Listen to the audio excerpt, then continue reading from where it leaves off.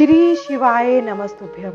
आज हम शिव पुराण की कथा में जानेंगे कि भगवान शिव ने सातों वारों का निर्माण किया और उनमें देवाराधन यानी देव की जो आराधना की जाती है उससे विभिन्न प्रकार के फलों की जो प्राप्ति होती है उसके बारे में हम आज की कथा में जानेंगे। साथ में अग्नि यज्ञ, देव यज्ञ और ब्रह्म यज्ञ आदि का वर्णन भी इसमें मिलेगा।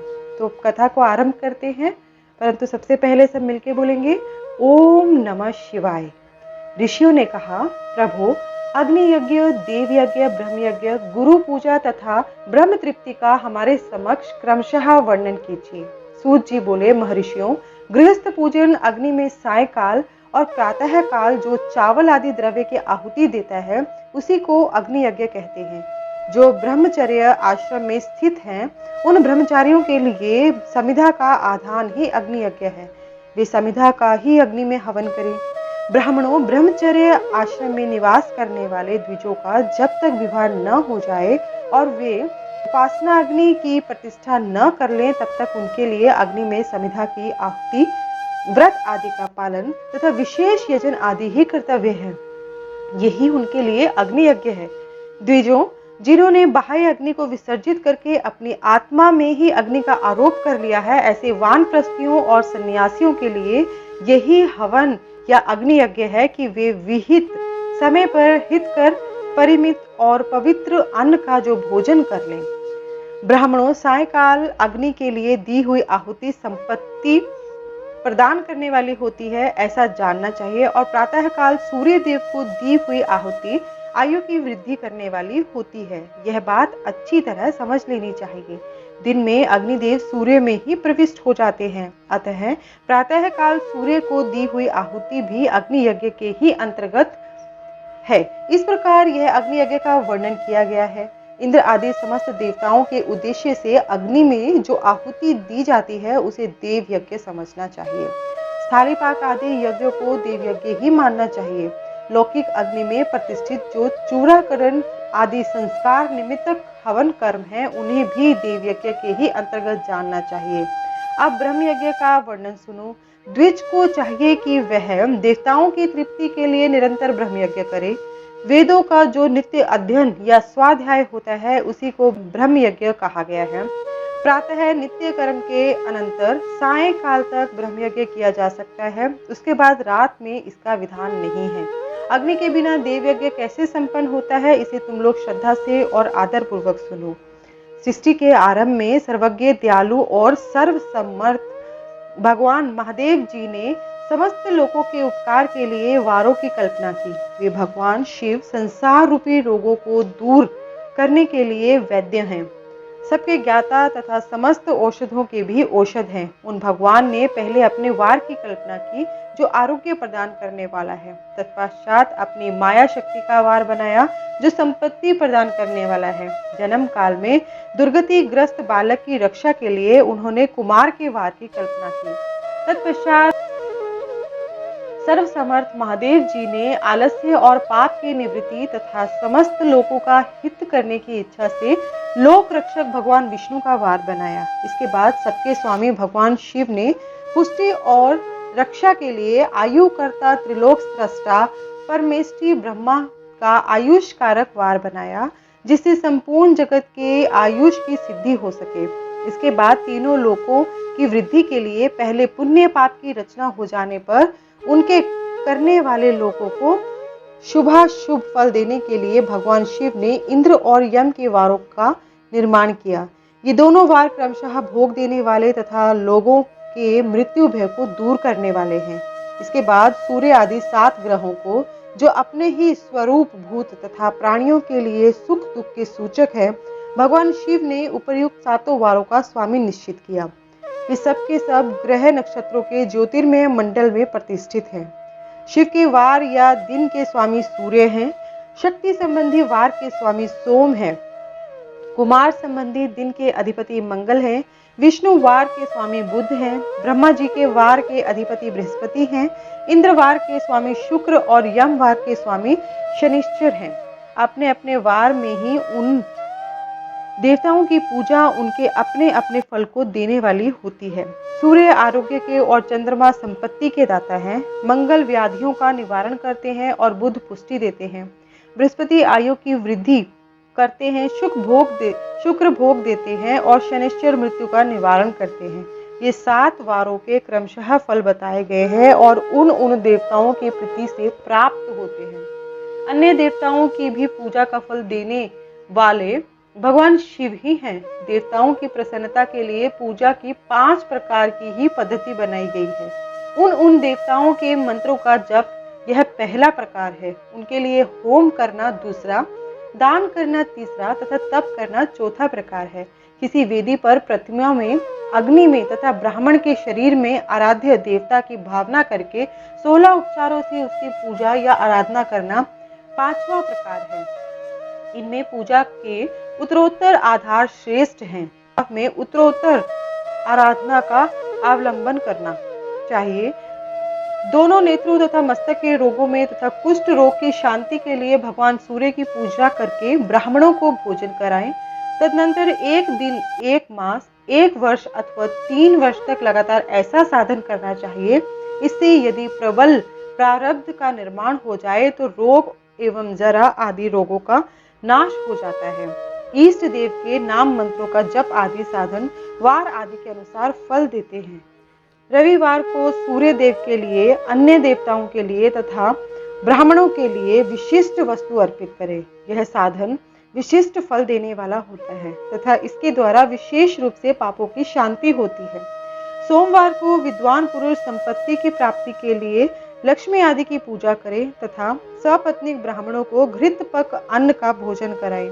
मंगलवार को रोगों की शांति के लिए काली आदि की पूजा करें तथा उड़द, मूंग एवं अरहर की दाल आदि से युक्त अन्न ब्राह्मणों को भोजन कराएं।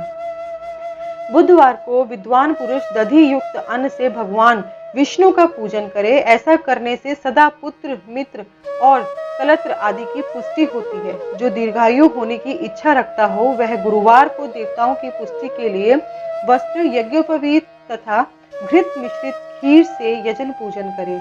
भोगों की प्राप्ति के लिए शुक्रवार को एकाग्रचित होकर देवताओं का पूजन करें और ब्राह्मणों की तृप्ति के लिए षड्रस युक्त अन्न दें। इसी प्रकार स्त्रियों की प्रसन्नता के लिए सुंदर वस्त्र आदि का विधान करें। शनैश्चर अपमृत्यु का निवारण करने वाला है। उस दिन बुद्धिमान पुरुष रुद्र आदि की पूजा करे। तिल के होम से, दान से देवताओं को संतुष्ट करके ब्राह्मणों को तिल मिश्रित अन्न भोजन कराएं। जो इस तरह देवताओं की पूजा करेगा वह आरोग्य आदि फल का भागी होगा।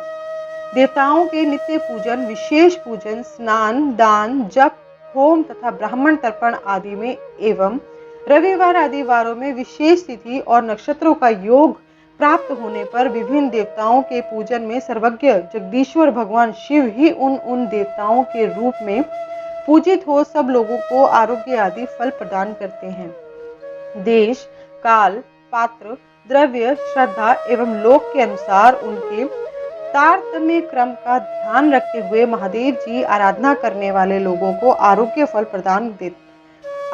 देते हैं। शुभ मांगलिक कर्म के आरंभ में और अशुभ अंत्येष्टि आदि कर्म के अंत में तथा जन्म नक्षत्रों के आने पर गृहस्थ पुरुष अपने घर में आरोग्य आदि की समृद्धि के लिए सूर्य आदि ग्रहों का पूजन करें। इससे सिद्ध है कि देवताओं का यजन संपूर्ण अभीष्ट वस्तुओं को देने वाला है। ब्राह्मणों का देव यजन कर्म वैदिक मंत्र के साथ होना चाहिए। यहाँ ब्राह्मण शब्द क्षत्रिय और वैश्य का भी उपलक्षण है। शूद्र आदि दूसरों का देवयज्ञ तांत्रिक विधि से होना चाहिए। शुभ फल की इच्छा रखने वाले मनुष्यों को 7 ही दिन अपनी शक्ति के अनुसार सदा देव पूजन करना चाहिए। निर्धन मनुष्य तपस्या, व्रत आदि के कष्ट सह और धनी धन के द्वारा देवताओं की आराधना करे। वह बार बार श्रद्धा पूर्वक इस तरह के धर्म का अनुष्ठान करता है और बारंबार पुण्य लोकों में नाना प्रकार के फल भोग कर पुनः इस पृथ्वी पर जन्म ग्रहण करता है। धनवान पुरुष सदा भोग सिद्धि के लिए मार्ग में वृक्षादि लगाकर लोगों के लिए छाया की व्यवस्था करे। जलाशय बनवाए, जलाशय जैसे कि कुआं, बावड़ी, पोखरे आदि बनवाएं। देव शास्त्रों की प्रतिष्ठा के लिए पाठशाला का निर्माण करें तथा अन्य प्रकार से भी धर्म का संग्रह करता रहे। धनी को यह सब कार्य सदा ही करते रहना चाहिए। समय अनुसार पुण्य कर्मों के परिपाक से अंतःकरण शुद्ध होने पर ज्ञान की सिद्धि हो जाती है। द्विजों, जो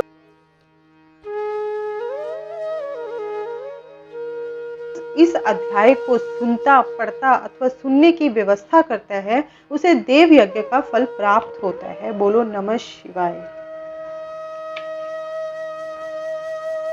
देश, काल, पात्र और दान आदि के बारे में हम अभी आगे की कथा में जानेंगे।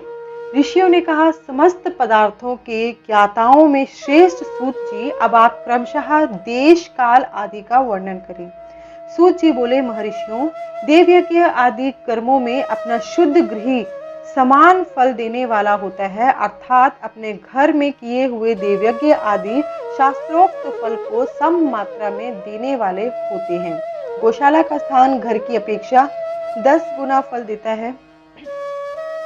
जलाशय का तट उससे भी 10 गुना महत्व रखता है तथा जहां बेल, तुलसी एवं पीपल वृक्ष का मूल निकट हो, वह स्थान जलाशय के तट से भी 10 गुना फल देने वाला होता है। देवालय को उससे भी 10 गुने महत्व का स्थान जानना चाहिए। देवालय से भी 10 गुना महत्व रखता है तीर्थ भूमि का तट, उससे भी 10 गुना श्रेष्ठ है नदी का किनारा, उससे भी 10 गुना श्रेष्ठ है तीर्थ नदी का तट, और उससे भी 10 गुना महत्व रखता है सप्त गंगा नामक नदियों का तीर्थ। गंगा, गोदावरी, कावेरी, ताम्रपर्णी, सिंधु, सरयू और नर्मदा, इन 7 नदियों को सप्त गंगा कहा गया है। समुद्र के तट का स्थान इनसे भी 10 गुना पवित्र माना गया है और पर्वत के शिखर का प्रदेश समुद्र तट से भी 10 गुना पावन है। सबसे अधिक महत्व का वह स्थान जानना चाहिए जहां मन लग जाए।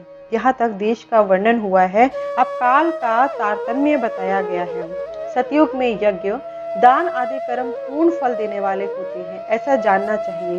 त्रेता युग में उसका 3/4 फल मिलता है। द्वापर में सदा आधे ही फल की प्राप्ति कही गई है। कलयुग में 1/4 ही फल की प्राप्ति समझनी चाहिए और आधा कलयुग बीतने पर उस चौथाई फल में से भी 1/4 कम हो जाता है।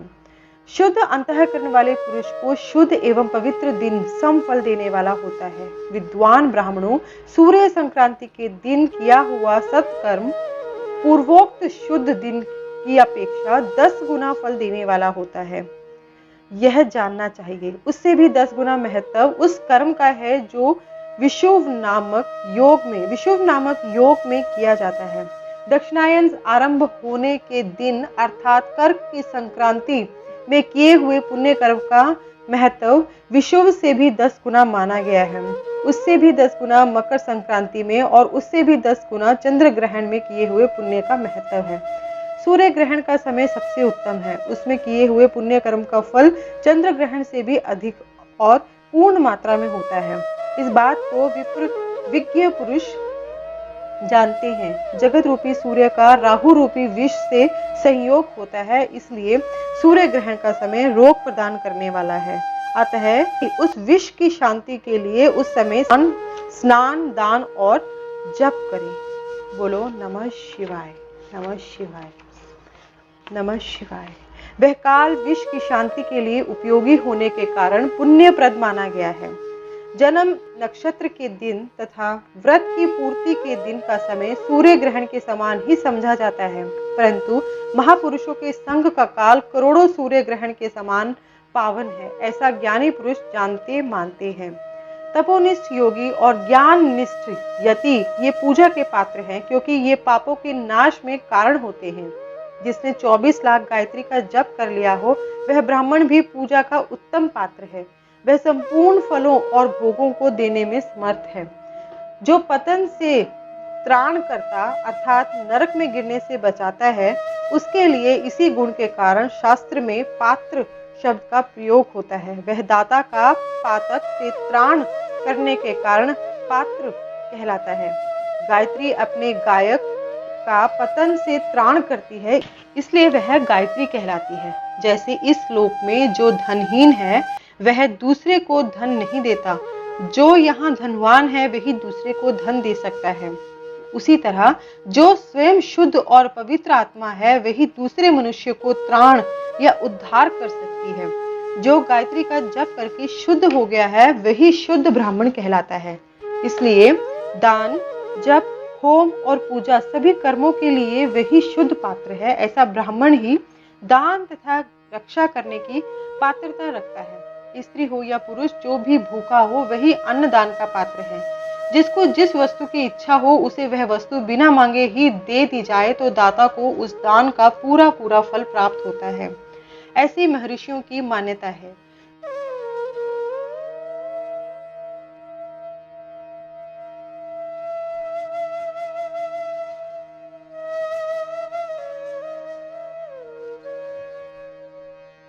जो सवाल या याचना करने के बाद दिया गया हो वह दान आधा ही फल देने वाला बताया गया है। अपने सेवक को दिया हुआ दान 1/4 फल देने वाला होता है। जो जाति मात्र से ब्राह्मण है और दीनतापूर्ण वृत्ति से जीवन बिताता है उसे दिया हुआ धन का दान दाता को इस भूतल पर 10 वर्षों तक भोग प्रदान करने वाला होता है। वही दान यदि वेद वेता ब्राह्मण को दिया जाए तो वह स्वर्ग लोक में देवताओं के वर्ष से 10 वर्षों तक दिव्य भोग देने वाला होता है। शील और उच्च वृत्ति से लाया हुआ और गुरु दक्षिणा से प्राप्त हुआ अन्न धन शुद्ध द्रव्य कहलाता है। उसका दान दाता को पूर्ण फल देने वाला बताया गया है। क्षत्रियों का शौर्य से कमाया हुआ, वैश्यों का व्यापार से आया हुआ और शूद्रों का सेवानिवृत्ति से प्राप्त हुआ धन भी उत्तम द्रव्य कहलाता है। धर्म की इच्छा रखने वाली स्त्रियों को जो धन पिता एवं पति से मिला हुआ हो उसके लिए वह उत्तम द्रव्य है। गौ आदि 12 वस्तुओं का चैत्र आदि 12 महीनों में क्रमशः दान करना चाहिए। गौ, भूमि, तिल, सुवर्ण, घी, वस्त्र, धान्य, गुड़, चांदी, नमक, कोहड़ा और कन्या, ये ही वे 12 वस्तुएं हैं। इनमें गोदान से कायिक, वाचिक और मानसिक पापों का निवारण तथा कायिक आदि पुण्य कर्मों की पुष्टि होती है। ब्राह्मणों, भूमि दान इहलोक और परलोक में प्रतिष्ठा, आश्रय की प्राप्ति कराने वाला है। तिल का दान बलवर्धक एवं मृत्यु का निवारक होता है। सुवर्ण का दान जठराग्नि को बढ़ाने वाला तथा वीर्यदायक है। घी का दान पुष्टिकारक होता है। वस्त्र का दान आयु की वृद्धि करने वाला है, ऐसा जानना चाहिए। धान्य का दान अन्न धन की समृद्धि का कारण होता है। गुड़ का दान मधुर भोजन की प्राप्ति कराने वाला होता है। चांदी के दान से वीर्य की वृद्धि होती है। लवण का दान षड्रस भोजन की प्राप्ति कराता है। सब प्रकार का दान सारी समृद्धि की सिद्धि के लिए होता है। विज्ञ पुरुष कुष्मांड के दान को पुष्टिदायक मानते हैं। कन्या का दान आजीवन भोग देने वाला कहा गया है। ब्राह्मणों, वह लोक और परलोक में भी संपूर्ण भोगों की प्राप्ति कराने वाला है। विद्वान पुरुष को चाहिए कि जिन वस्तुओं से श्रवण आदि इंद्रियों की तृप्ति होती है उनका सदा दान करे। श्रोत्र आदि 10 इंद्रियों के जो शब्द आदि 10 विषय हैं उनका दान किया जाए तो वे भोगों की प्राप्ति कराते हैं तथा दिशा आदि इंद्रिय देवताओं को संतुष्ट करते हैं। वेद और शास्त्र को गुरु मुख से ग्रहण करके गुरु के उपदेश से तथा अथवा स्वयं ही बोध प्राप्त करने के पश्चात जो बुद्धि का यह निश्चय होता है कि कर्मों का फल अवश्य मिलता है, इसी को उच्च कोटि की आस्तिकता कहते हैं। भाई बंधु अथवा राजा के भय से जो आस्तिकता बुद्धि या श्रद्धा होती है वह कनिष्ठ श्रेणी की आस्तिकता है। जो सर्वथा दरिद्र है, इसलिए जिसके पास सभी वस्तुओं का अभाव है वह वाणी अथवा कर्म द्वारा यजन करे। मंत्र, स्तोत्र और जप आदि को वाणी द्वारा किया गया यजन समझना चाहिए तथा तीर्थ यात्रा और व्रत आदि को विद्वान पुरुष शारीरिक यजन मानते हैं। जिस किसी भी उपाय से थोड़ा हो या बहुत देवतार्पण बुद्धि से जो कुछ भी दिया अथवा किया जाए वह दान या सत्कर्म भोगों की प्राप्ति कराने में समर्थ होता है। तपस्या और दान ये 2 कर्म मनुष्य को सदा करने चाहिए तथा ऐसे गृह का दान करना चाहिए जो अपने वर्ण और गुण से सुशोभित हो। बुद्धिमान पुरुष देवताओं की तृप्ति के लिए जो कुछ देते हैं वह अतिशय मात्रा में और सब प्रकार के भोग प्रदान करने वाला होता है। उस दान से विद्वान पुरुष इहलोक और परलोक में उत्तम जन्म और सदा सुलभ होने वाला भोग पाता है। ईश्वर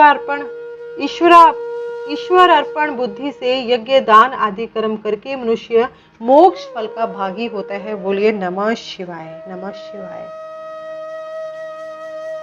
इसके साथ ही विद्वेश्वर संहिता का 15वां अध्याय समाप्त होता है। आगे के अध्याय में हम पढ़ेंगे कि पृथ्वी आदि से निर्मित देव प्रतिमाओं के पूजन की विधि, उनके लिए नैवेद्य का विचार, पूजन के विभिन्न उपचारों का फल, विशेष मास, वार, तिथि एवं नक्षत्रों के योग में पूजन का विशेष फल